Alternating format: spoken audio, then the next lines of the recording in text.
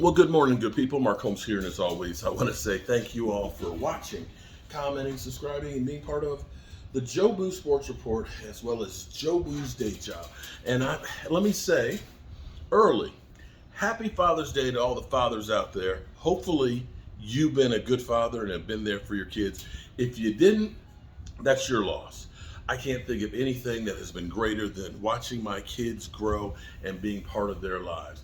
There were times that I think if I didn't have the kids, I might not be here because they forced me to say, I must make it because I have to make it to give them their opportunity to make it in life. So make sure, take care of dad. That is, if you took care of mom. If you didn't take care of mom, you better not take care of dad because there'd be hell to pay. Anyway, here at the Red Brick House, I'm working today, going to try and get as much done as I can before I either go back tonight or tomorrow. I'm not sure. May work really late tonight and then go back in the morning.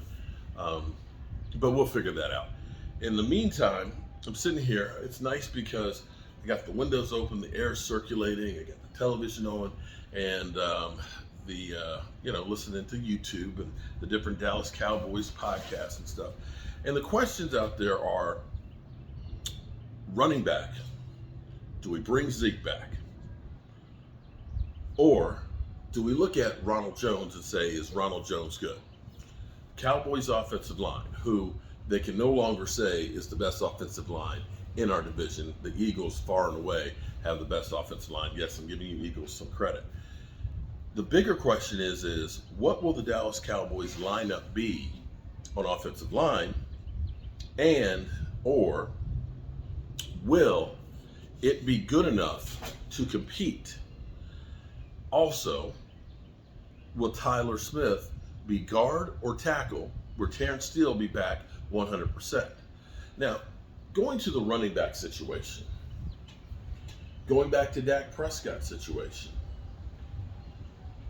when we listen to people talking about, the quarterback and things, and it was funny this morning because I went early this morning and went to Lowe's because I need some Z channel so I can put it on the deck to go ahead and start doing some of the siding. And they didn't have any at Lowe's, so I went to Home Depot. And I ran into a guy who's a Dallas Cowboy fan and his kids. And he said, hey, that guy, he's got a Cowboys podcast and stuff, man. He's great and everything else. And his son or his nephew said, I hate Dak Prescott. Man, I hate that guy. Get rid of him. And I said, okay. I said, I'm hearing what you're saying, but what's the options to be better? He said, we'll just draft a guy, and we'll wait a couple of years and let him go. I said, that sounds great in theory. I said, but here's an argument for you. I said, how about Kirk Cousins? Well, yeah, Dak Prescott, he's just like Kirk Cousins. I said, okay, but I said, be that as it may. Let me finish my discussion here. I said, you could look at the Washington Commanders and say, if you want to say that Dak Prescott is Kirk Cousins, you could look at him and say, let's just get rid of that guy, right? Let's just get rid of that guy and we'll just get another quarterback, right? That was Washington's plan back in what? 2018, 19? I don't remember what year it was. And since that time, they paid Alex Smith $73 million. They drafted a first-round pick, Dwayne Haskins. They had Josh Johnson. They've had, I can't even name all the quarterbacks that they've had. They brought in Ryan Fitzpatrick, who's played on some of the worst teams in football and survived, couldn't make it through the first game. They brought in Carson Wentz. They've drafted Sam Howell, and they're saying that, this late-round draft pick, that he's the guy. They've had no success in trying to find a quarterback. And it's not that they haven't been trying. I'm not saying that Dak Prescott is the best quarterback in the world, but you have to say it. Kirk Cousins playing the way he is, he's got twice the touchdown passes than all of the guys put together that have been in Washington. Kirk Cousins hasn't missed a game, has at least taken to the playoffs a couple of times. Washington,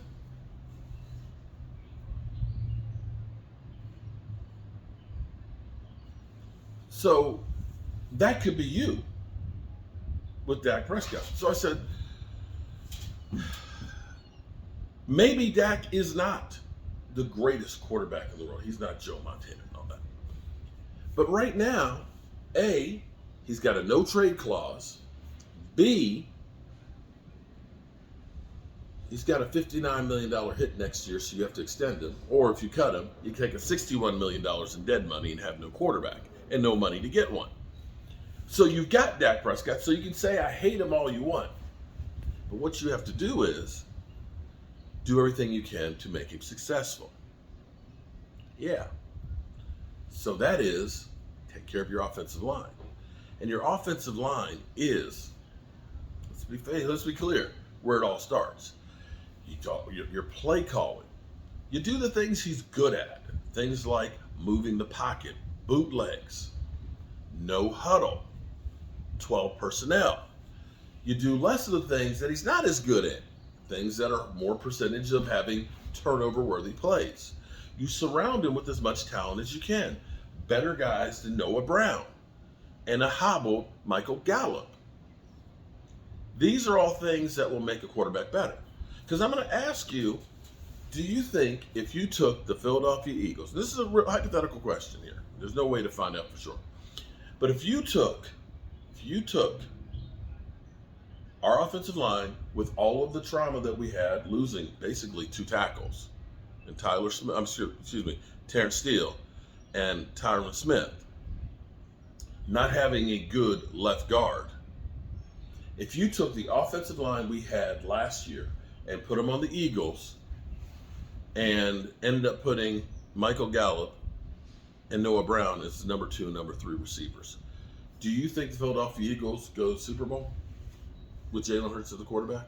I'm asking for a friend. I don't. A great offensive line matters. Now, as far as Zeke goes, there's Ronald Jones. Ronald Jones, I think, only had about 17 carries last year. So his body is fresh. Ronald Jones hasn't had a lot of carries in his career, which means he's not worn down. In the time that he has had a chance, he's 4.3 yards a carry. You got yourself a scat back who might be dynamic in Deuce Vaughn. And then you have Tony Pollard, who is getting paid $10.2 million. And it's time for him to come out of the shadows. You put that with now actually a legitimate deep threat that people have to worry about in Brandon Cooks. Dak Prescott will play better. If you're not throwing into tight windows where guys are draped all over inferior wide receivers, as opposed to Brandon Cooks being wide open downfield, yeah, you have less interceptions. You have less tipped up balls that become intercepted. And I believe that this is where the Cowboys offense is going to go. I don't see Dak Prescott having back-to-back bad seasons. And mind you, Dak Prescott's bad season still averaged 30 points a game.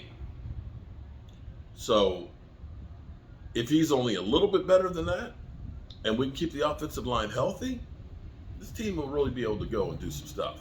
But then again, what do I know?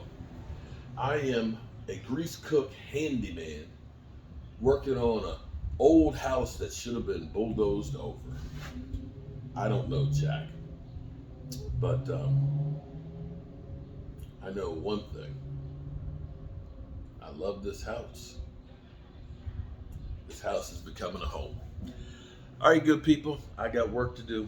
And if you want to see some of that work, check out Joe Boo's Day Job. Because if you start from the first video of when we came into this place, and you look and see where it is now, wow, that's all I can say. And every day, it changes. Can't wait to get it done. And my studio set will be right there. Yeah. Peace.